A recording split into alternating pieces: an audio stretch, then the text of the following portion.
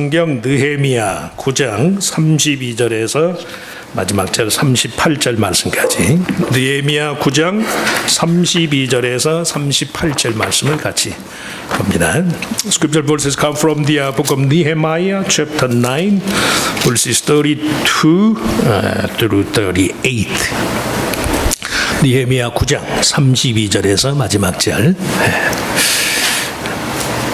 자, 우리 같이 읽습니다. 우리 하나님이여 광대하시고 능하시고 두려우시며 언약과 인자하심을 지키시는 하나님이여, 우리와 우리 왕들과 방백들과 제사장들과 선지자들과 조상들과 주의 모든 백성이 아수르 왕들의 때로부터 오늘까지 당한 모든 환난을 이제 작게 여기지 마옵소서. 그러나 우리가 당한 모든 일에 주는 공의로우시니 우리는 악을 행하였사오나 주께서는 진실하게 행하셨음이니이다.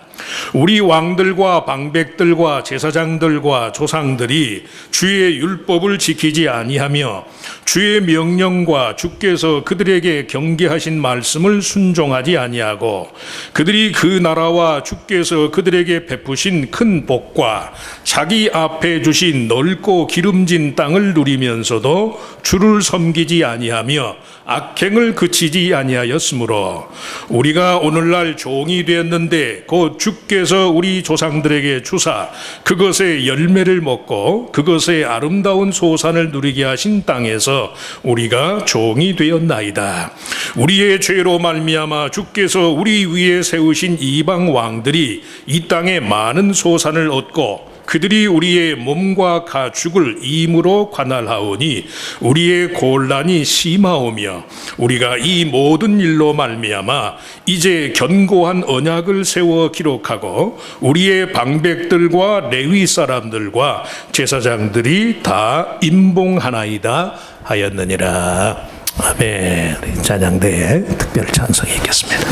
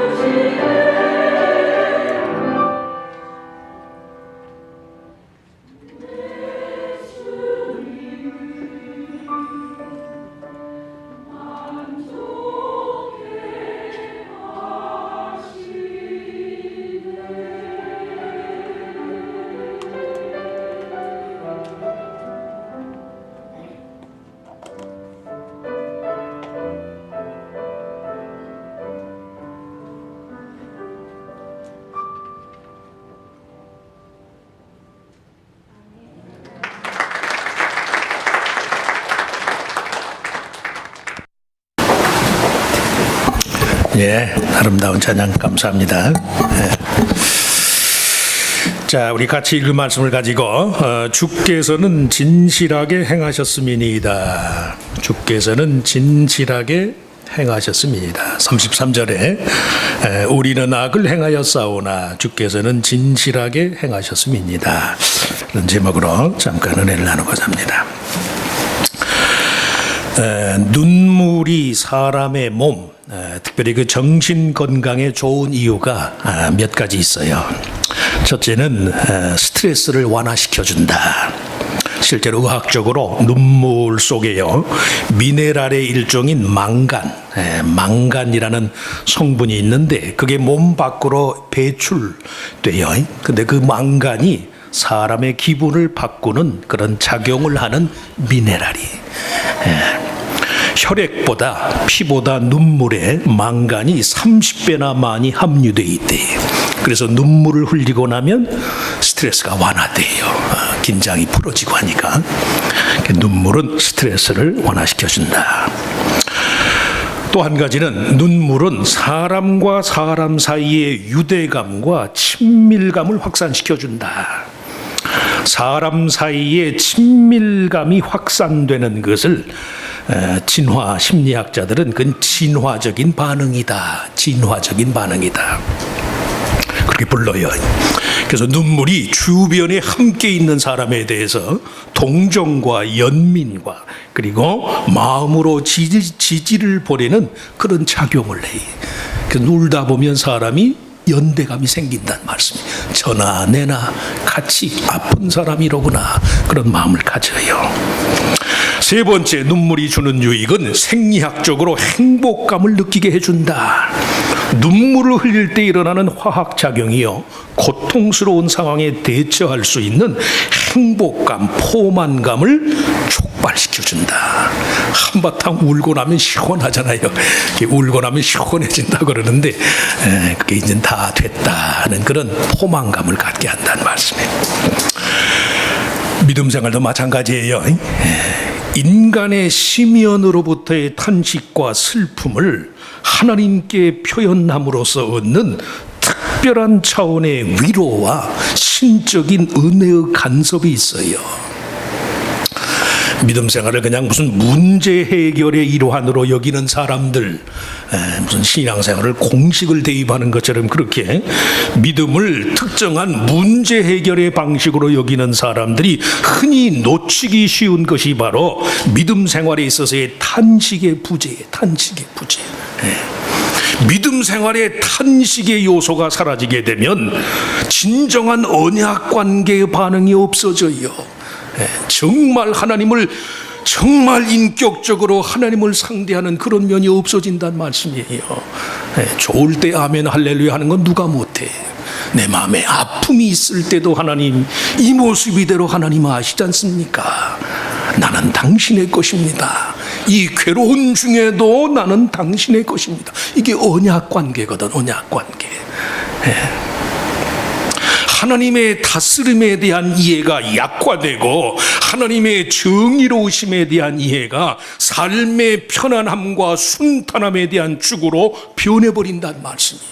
항상 좋을 수 없어요. 믿음 생활을 항상 좋은 것만 추구하는 식으로는 안 돼요. 안 돼.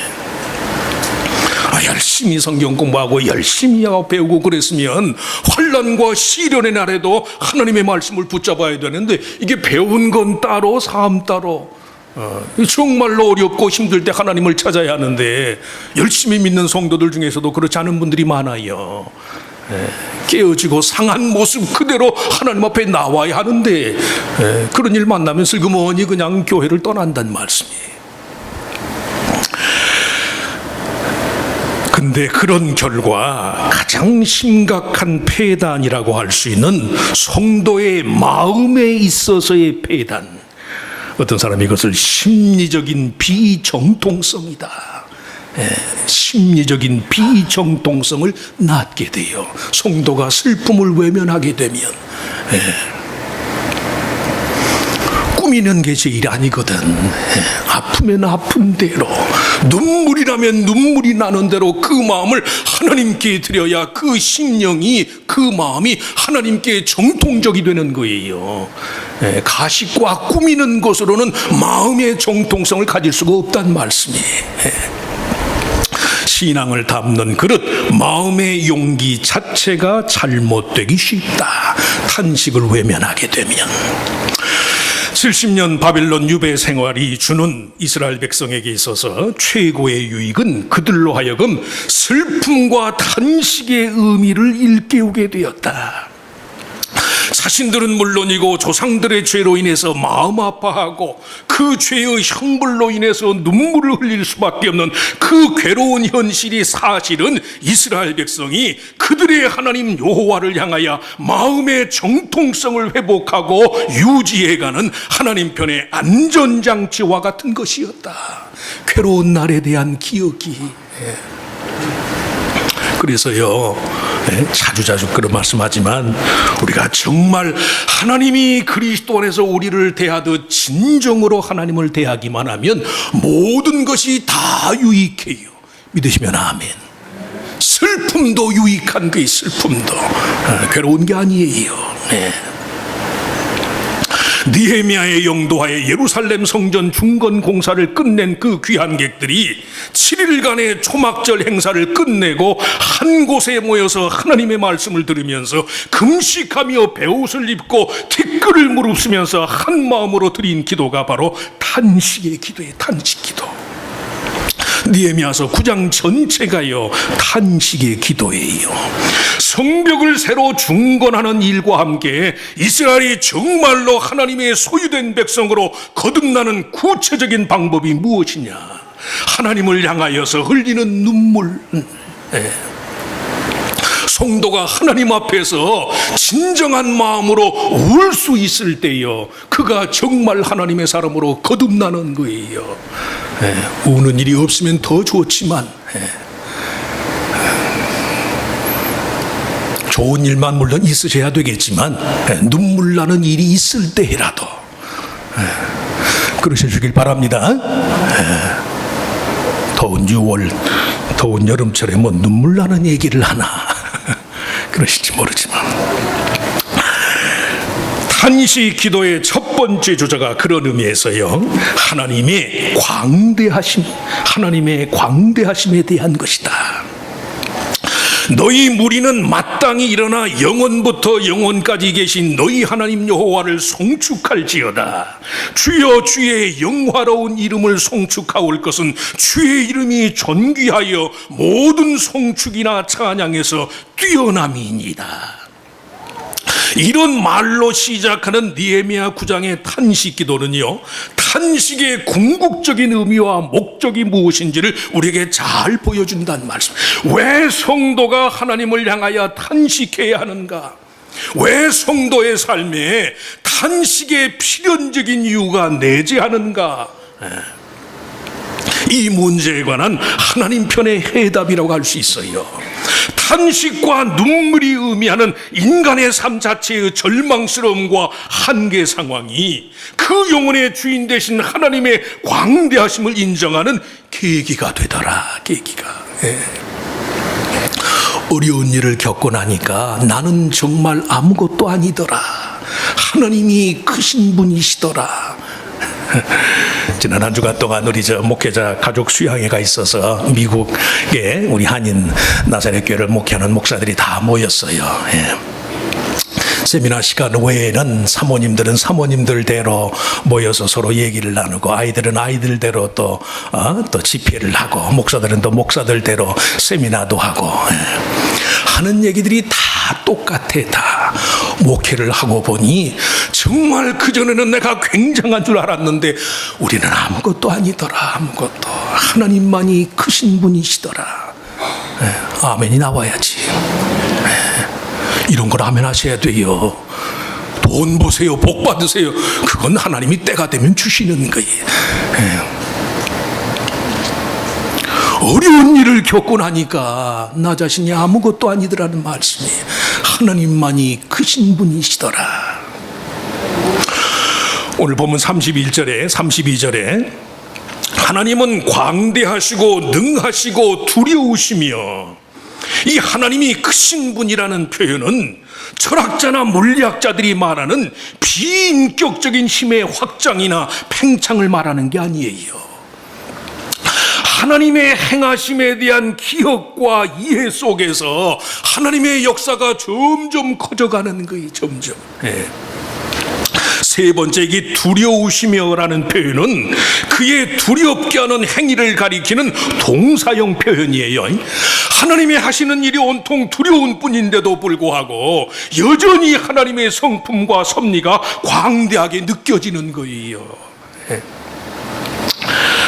아마 아시는 분들은 아시겠지만 한국에 이광기라는 탤런트가 있어요. 이광기. 연기도 별로 못하는 것 같아. 그냥 이렇게 우스게 하고 그래서 그냥 좀 가벼운 사람인 줄만 알았는데, 그 한국의 그 유명 탤런트가요, 7년 전에 신종 플루 합병증으로 8살 난 아들을 잃었어요. 사진에 아마 신문 보도됐으니까 아시는 분들은 아시겠지만, 8살 얼마나 이뻐요. 얼마나 제일 예쁠 때잖아요. 가끔 TV에서 본 적이 있는데, 그 당시 애가 또 얼마나 그렇게 예쁘게 생겼는지. 엄마 아빠가 이쁘니까 다 이쁘겠지. 그걸 8살 난 아이를 잃었어요. 두 사람의 삶이 메마른 꽃처럼 시들어가는 거예요. 그러고 있을 때 한 지인이 지진으로 인해서 온 국민이 어려움을 겪는 당시 하이티에 가서 구호활동을 한번 합시다, 이렇게 제안을 했어요. 처음엔 마음에 안 내켰는데 지진으로 인해서 천혜의 고아가 된 아이들이 많다는 이야기를 듣고 자기 아들이 입던 옷이라도, 탤런트고 돈을 잘 버니까 옷이 많을 거 아니에요.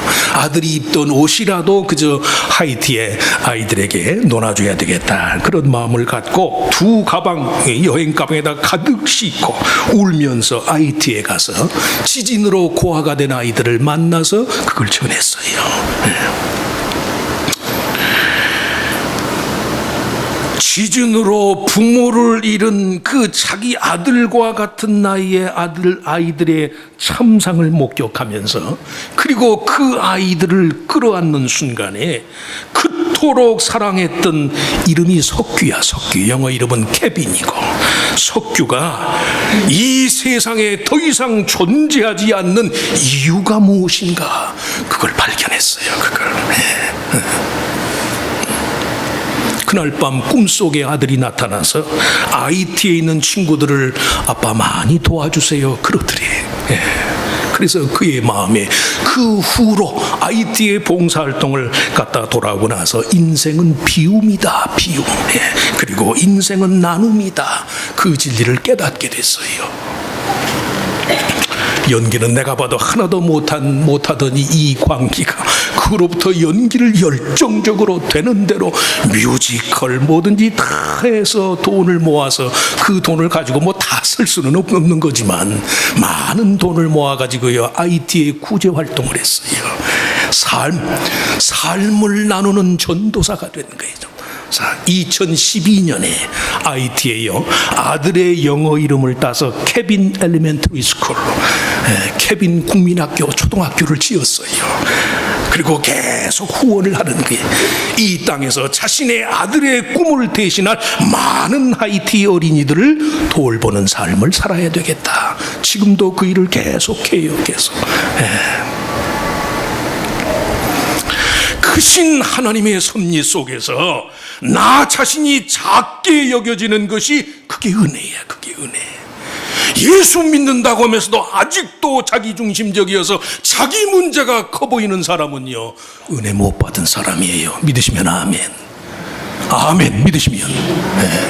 아직도 내 문제가 심각하다고 생각하는 사람은 은혜와 거리가 먼 사람이에요. 그러니까 하나님, 나는 아무것도 아닙니다. 내가 보기에 있을 수 없는 일이 일어났다고 하지만 이것까지도 아무것도 아닙니다. 다만 하나님의 영광, 하나님께 유익하기를 바랍니다. 그 그 아이들을 끌어안는 순간에 왜 8살 난 내 자식이 세상을 떠나야만 했는가 이유를 찾은 거예요. 이유를. 하나님이 그렇게 하신 것은 아니지. 그러나 그 삶의 이유와 삶을 대하는 방식이 그렇다라는 말씀이에요. 은혜가 없으면 매사에 내 문제가 커 보이는 것이고, 은혜가 충만하면 나는 아무것도 아니에요. 그래서 이스라엘의 참회의 기도의 첫 번째 내용은 하나님만이 크십니다. 하나님만이 크신 분입니다. 둘째, 이 탄식 기도의 두 번째 주제는 하나님의 신실하심, 그의 진실하심에 관한 거예요. 33절에 그러나 우리가 당한 모든 일에 주는 공의로우시니 우리는 악을 행하여 싸우나 주께서는 진실하게 행하셨습니다. 이 말은 전형적으로 하나님과의 언약 관계 속에서의 이스라엘 백성의 자화상이에요. 하나님의 진실하심과 성실하심이 얼마나 인격적이고 친근한 것인가. 진실함이라는 말을 히브리 말로 아멧 혹은 오멧 그러는데, 그 아멧이라는 말은 우리가 흔히 말하는 아멘, 믿습니다라는 아멘이라는 말에서 유래를 했어요. 아멧이고 아멘이고 전부 그 말의 어두가, 암, 임. 히브리 말로도 암은 엄마거든. 엄마. 그 말의 의미의 원형이 어머니예요. 어머니. 자식을 향한 어머니의 마음의 진실함, 자식의 삶을 유지시키고자 하는 어머니의 사랑과 같은 것이 하나님 편의 진실함과 신실함의 기준이라는 말씀이에요. 그래서 하나님이 그 백성에게 말씀하시는 모든 말씀은 믿고 행하는 자에게 생명이고 평안이, 왜? 이건 내 자식에게 어미로서 주는 말이니까. 믿음은 그런 하나님의 진실과 성실함에 대해서요 가장 참된 의미에서 반응하는 것이고, 그 하나님의 성실함을 즐거워하는 거예요. 아프지만 애들이 아프면 어렸을 때 엄마가 쓴 약인데도 먹이잖아요. 이거 달다 맛있다. 달긴 뭘 달아 쓰지. 그래도 먹일래니까. 지난 주간에 일어난 그 플로리다의 한 동성연애자들의 바에서 일어난 집단 학살 사건, 온 세계가 지금 아주 그 일의 동기가 이게 종교적인 것이냐 정치적인 것이냐 논의가 한참 지금 진행 중이에요. 민주당 사람들은 공화당 사람들을 겨냥해서 총기 소지의 권한을 축소해야 한다, 그런 주장을 펼치는가 하면, 공화당 사람들은 반미국적인 그런 종교적인 신념이 더 이상 확산되지 않도록 하기 위해서 아예 모슬레민들의 미국 출입을 제한합시다, 이렇게 말하는 사람도 있고, 21세기 미국에서 백주 대낮에 이런 말들이 오가요. 학살의 동기가 정치적이든 종교적이든 간에 한 가지 분명한 사실은, 하나님의 사랑 외에 그 어떤 것도 사람의 생각을 지배하는 일이 없어야 한다. 계속 뉴스에서 이게 리포터들 이게 무슨 분석가들이 나와서 이야기를 하는데, 공통적인 이야기가 뭐냐면 그 극단적인 생각들이요 사람의 상상력을 지배하는 거예요. 사람의 상상력을. 이란, 이라크, 시리아 경계 내에 있는 것도 아닌데 미국 한복판에서 사는 사람들의 상상력을 악한 생각이 지배해버리니까, 그러니까 전쟁은 저 만치서 일어나고 있는데도 사람이 여기서 죽어요. 여기서. 인간의 상상력을 지배하는 것이, 이게 하나님의 사랑 외에 다른 것이 인간의 상상력을 지배하게 되니까 그런 일이 없어야 한다. 저나 여러분이나 믿는 사람이건 안 믿는 사람이건 인간의 상상력을 지배하는 원리가 이 세상을 향한 하나님의 사랑이어야지요. 미움과 증오와 복수와 원한이 그 생각을 지배하게 되니까 이런 어처구니 없는 일들이 일어나잖아요.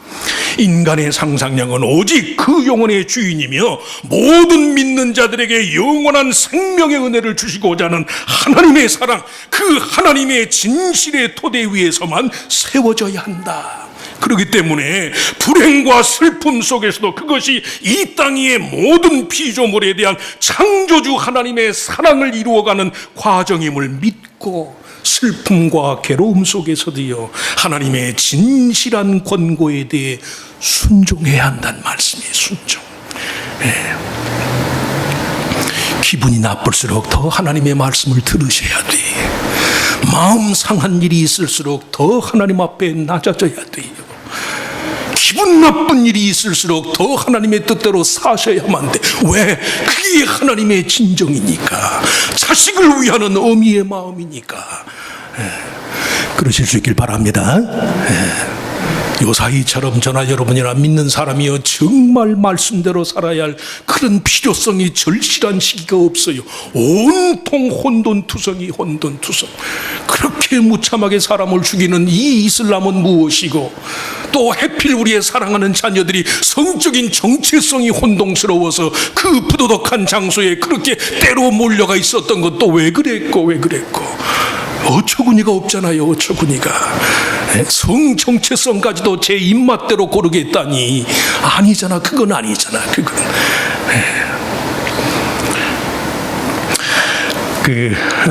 어제 아침에 미국 NPR 뉴스에 나치 친위 대원으로 아우슈비츠 강제 수용소의 경비병으로 근무했던 올해 나이 94세 라인홀트 한닝이라는 독일 남성에게 징역 5년형이 선고됐어요. 죄명은 아우슈비츠에서 발생한 17만 명의 체계적인 학살의 조력자로 일하였다. 이 사람은 조력자로 일하기는커녕 그냥 그 수용소의 경비병이었어. 경비병.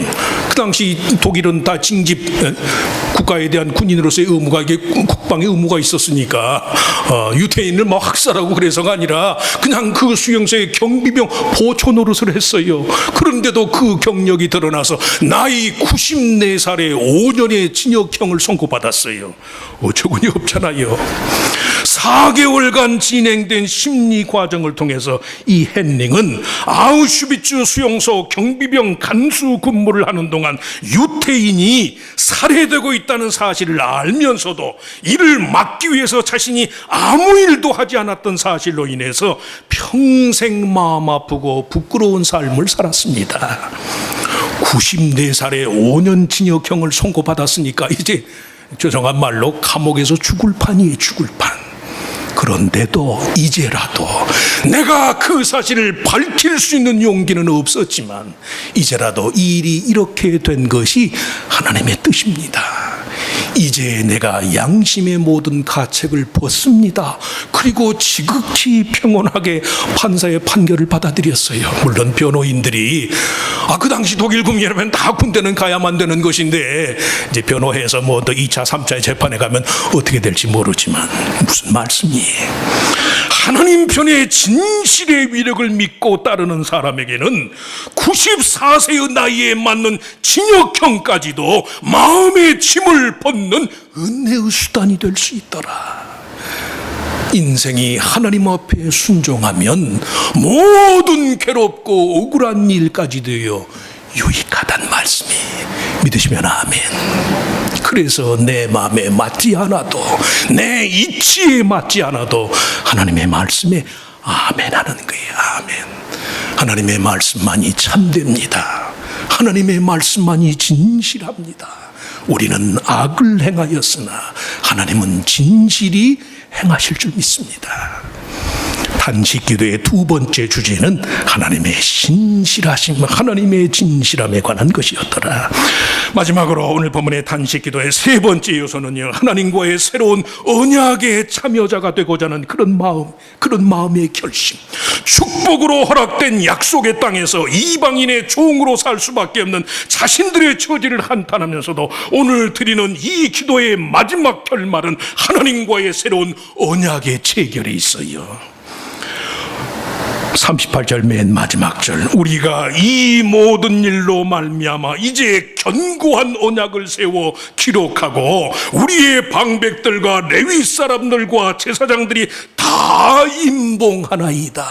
느헤미야 자신을 포함하여 제사장과 레위인 그리고 백성의 토목 등 모든 84명 84명의 이름으로 체결한 이 눈물의 언약식이요, 이스라엘 백성 전 영역에 걸쳐서 이제 우리의 삶의 주인은 오직 하나님 한 분이십니다. 이런 믿음의 표현이에요. 하나님과 맺은 언약에 대한 성도의 성실함만이 그들의 삶의 절대적인 선과 의, 진실과 행복의 기준이 되는 것이다.